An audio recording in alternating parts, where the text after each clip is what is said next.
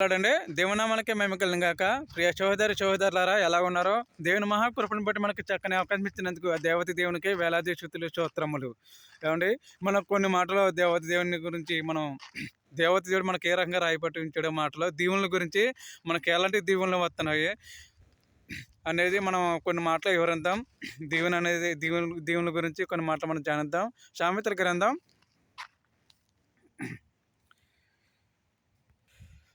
గ్రంథం 5వ అధ్యాయం 18వ వచనం నుంచి మనం మాట వివరిద్దాం.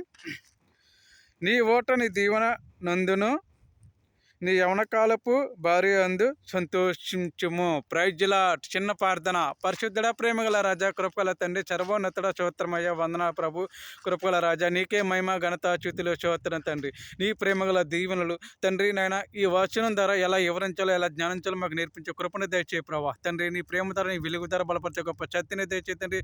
గొప్ప దీవెనలతో మా కుటుంబం అంతా నింపుగా నాయన తండ్రి దీవించబడే గొప్ప కృపగల ఆత్మ శక్తిని మాకు దయచేసి నీకే మహిమ ఘనత చ్యుతులు స్తోత్రం చెల్లించుకుంటూ మన పరలోకం వదలడని యేసుక్రీస్తునామమున బతిమలకిని ప్రార్థించి వేడుకుంటున్నాను తండ్రి. ఆమేన్ ఆమేన్ ఆమేన్. ప్రైజ్ లార్డ్ అండి. విచారండి చక్కని అందమైన మాట. సామెతల గ్రంథం 5వ అధ్యాయం 18వ వచనం.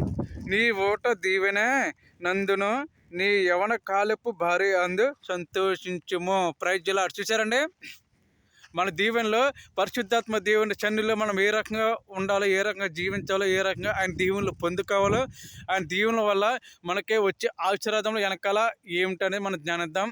దీవెనలు అంటే సహోదరులారా, మనము హృదయపూర్వకంగా ఆయన సన్నిధిలో ఎప్పుడైతే ఆయన సన్నిధిలో మనం కూర్చున్నామో ప్రతి క్షణం వాళ్ళు చెప్తున్న మాటలను బట్టి, పాటలను బట్టి, వాక్యం బట్టి, ఏమండి ఆరాధన బట్టి, ఏమండి ప్రతి ఒక్క మాట కూడా మనం ఒక్కొక్క సంతోషంగా ఆలకించాలంట. అదే ఒక గొప్ప దీవెన. ప్రైజ్ లార్డ్ అండి. చూసారా దీవెన ఎలా పొందుకోవాలంటే మన సర్వోన్నతుడైన దేవత దేవుడు మనల్ని సృష్టించాడు కనుక ఇదిగో నేను ఈ దినము ఎందు గొప్ప దినం ఏర్పరిచి ఉన్నాం కనుక ఇది మీ కొరకే సిద్ధపడిన దినం కనుక ఈ ఆదివారం నాడు నా సన్నిధిలోకి వెళ్ళి మీరు పొందుకున్న గొప్ప దీవెనలు ఆశీర్వాదంతో మీ కుటుంబం అంతా వర్ధిల్లడకు నేను ఆశీర్వదిస్తున్నానని దేవతడు మనకు ఆజ్ఞయిస్తున్నాడు అండి. అది మనం పొందుకోలేకపోతున్నాం. ఎందుకని పొందుకోలేకపోతున్నాం? వచ్చి ఆధారం వచ్చింది ఒక్క రోజు ఆధారం సెలవు కనుక ఆ రోజునే అనేకమైన పనులు మనము బెన్నింగుంచుకుని సన్నిధిలోకి వెళ్ళటాకే మనము వెనకడుగేస్తున్నాం. అవును కదండి. ఇప్పుడు ప్రతి ఒక్కరు జాబులు చేసేవాళ్ళు ప్రతి ఒక్కరు కూడా ఈ దేని గురించి కూలిపోతున్నారు? దీవులు పొందుకోలేక ఏమండి సంపాదనలో పడిపోయి ఏమంటే రాక వచ్చిన సెలవునే ఆధారం ఒక్క రోజే కనుక ఆ ఆధారం ఒక్క రోజు ఇప్పుడు రెస్ట్ తీసుకుని ఎంజాయ్ చేద్దామనే వాళ్ళు కొంతమంది ఉన్నారు. దేవుని సన్నిధికి వెళ్ళి కుటుంబంతో ఆశీర్వాదం పొందాలని కొంతమంది ఉన్నారు. దీవులు పొందుకోవాలి, ఆయన దీవులు నిత్యం వెలుగుగా ఉంటాయని తెలుసుకునే వాళ్ళు కొంతమంది ఉన్నారు. అవును కదండి. దేవునికి మహిమ కలుగాక. విచారండి మనము ఒకరి మాట మనం వినకూడదు. మనము ఆయన దీవెనలు మనము ఎలా పొందుకున్నా తెలిసినా కానీ ఎరగని దీవెనలు మనం పొందుకుంటున్నాం. ఎందుకంటే మనం ఎప్పుడైతే ఆయన సన్నిధికి ఎడతెగక ప్రార్థన చేస్తూ ఆయన సన్నిధిలోను ప్రతి వారము ఏమంటే సంవత్సరానికి 52 వారాలే కదండి. 52 వారాల్లో ఏ ఒక్క వారం మనం మిస్ అవ్వకుండా ఏమంటే గడిచిన సంవత్సరం అంతా గొప్ప దేవుడు మనం కాచి కాపాడేందుకు దేవునికి మహిమ కలుగాకనే దేవుణ్ణి ఆరాధిస్తూ స్తుతిస్తూ గణపరుతూ మహిమపరుతూ ఏమండి ఆయన శరీర గొప్ప చాచిగా చెప్తే అది గొప్ప దీవెన. ఏమంటే ఆ దీవెనని ఊహించలేని దీవెనలో దేవదేవుడు ఇంకా పైనుంచి కుమరెత్తనే ఉంటాడని మీ కుటుంబం చుట్టూ, మీ పిల్లల చుట్టూ, మీ భార్య చుట్టూ. అవును కదండి. దేవునికి మహిమ కలుగాక. ఇదే సామెతల గ్రంథం చూడండి 11వ అధ్యాయంలోను 11వ వచనంలో చూడండి ఎలాంటి మాట రాయబడి ఉన్నదో. యథార్థవంతులు దీవెన వలన పట్టణములకును కీర్తి కలుగును, భక్తిహీనులను మాటలు దానిని బర్రెలు ద్రోయను. చూసారండి యథార్థవంతులు ఎవరు? యథార్థవంతులు మనమేనండి. దేవదేవుడు మనం సృష్టించాడు కనుక మనమే యథార్థవంతులము. ఏమంటే మనం ఎప్పుడైనా సరే తప్పుదారిలో పడిపోవచ్చు, తప్పుదారిలో మనం కృషించిపోవచ్చు, అపవాది చేతులు మనం చిక్కుపోవచ్చు. ఏమంటే అపవాదుడు అయితే మంత్రానికి మనం లోపడిపోవచ్చు. ఏమంటే ఆయన అట్లా తప్పించుకొని అట్లా ఆలోచనలన్నీ మనం మనసులో పెట్టుకోకుండా దేవుడు ఏర్పరిచిన గొప్ప దినాన ఆయన సన్నిధిలోకి వెళ్ళటం మనం ప్రారంభించాలి. అవును కదండి. ఎప్పుడైతే నీ ఆలోచన ఆ తలంపులు వచ్చినాయో ఆ దేవుడు నీ పట్ల గొప్ప కార్యం చేయటానికి సిద్ధంగా ఉన్నాడు. అవును కదండి. దేవునికే మహిమ కలుగాక.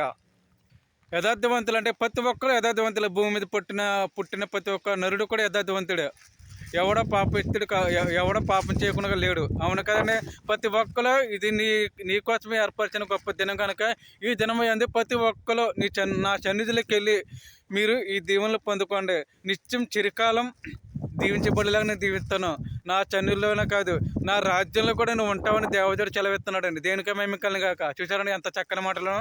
ఏమంటే యథార్థవంతులు, మనం యథార్థవంతులు కనుక పరిశుద్ధాత్మ దేవుడు నువ్వే కాకుండా ఎదురువాడిని కూడా మార్చుకొని దేవదేవుడు చెప్తున్నాడండి సూటిగా మాటలు.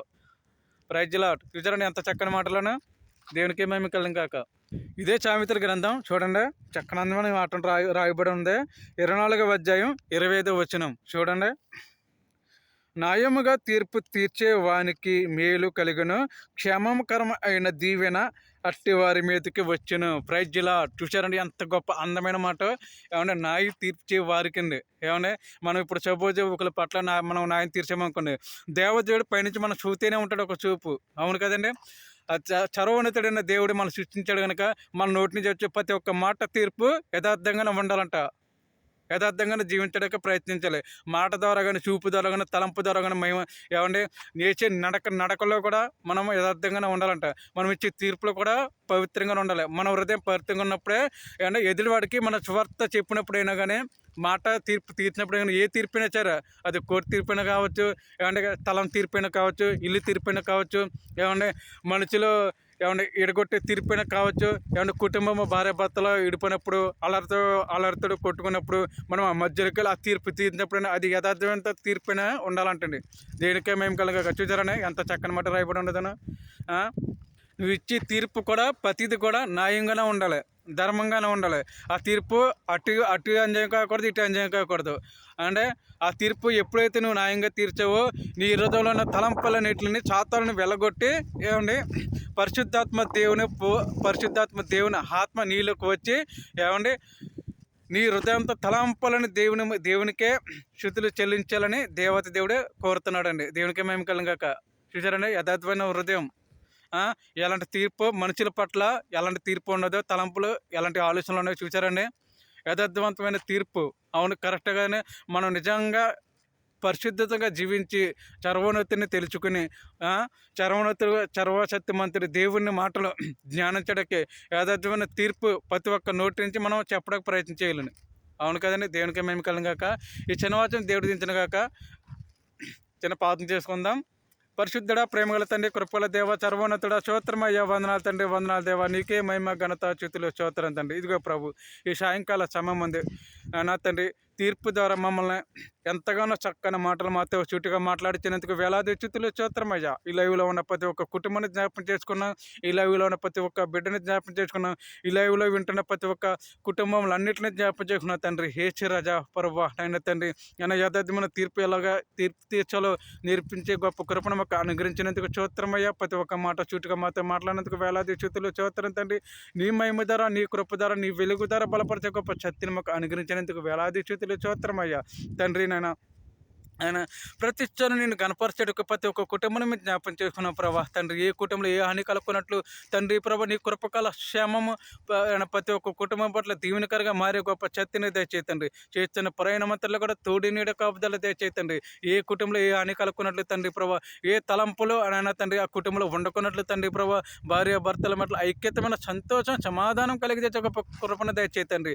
ఆయన ఇదిగో ప్రభు సంతోషం లెక్క సమాధానం లెక్క ఆల్లాడిపోతున్న కుటుంబం పట్ల నీ ప్రేమ కుమ్మరించే గొప్ప శక్తిని కలిగజేతండి. అపవాదుడి చేతుల్లో చిక్కుకున్నట్లు, అపవాదుడి తలనొప్పులు పడుకున్నట్లు, అపవాదుడి ఆలోచనలో పడుకున్నట్లు నీ ప్రేమ, నీ కృప, నీ కాపుదల నిత్యం వెలుగుగా ఉండే గొప్ప కృపను దయచేతండి. నీకేమై మా ఘనత స్తుతులు స్తోత్రం తండ్రి. ఈ గొప్ప అవకాశం ఇచ్చినందుకు వేలాది స్తుతులు స్తోత్రం చెల్లించుకుంటూ మా పరలోకం నజరేయుడైన హేచక్రీస్తున్నా మమ్మల్ని బతిమలకిని పాదించి వేడుకుంటున్నా తండ్రి. ఆమె ఆమె ఆమె.